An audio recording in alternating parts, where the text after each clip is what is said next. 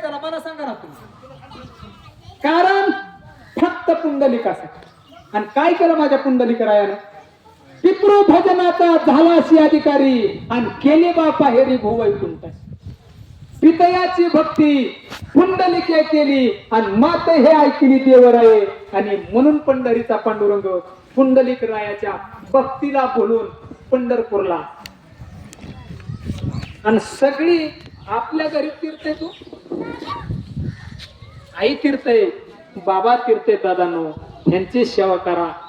काही कमी पडल्याशिवाय राहणार नाहीत. मला काहीच कमी पडणार नाही दादांनो. काय त्यांचा आशीर्वाद आहे? लय आशीर्वाद असतो. थोडंच बोलतात आपल्याला ती म्हातारपणी, बाळा तुझं चांगलं होईल. दोनच शब्दाचा आशीर्वाद आहे. दोनच शब्दाचा आशीर्वाद. मी काय म्हणतो तुम्हाला मग की तुम्ही देवाचा आशीर्वाद नका घेऊ, फक्त आईचा आणि बाबाचा आशीर्वाद. आणि अशी असणारी माझी आई दूरच्या प्रवासाला, अनंताच्या प्रवासाला दादांनो, पूर्वेकडून उगवलेला सूर्य पश्चिमेला जाऊन मावळतो.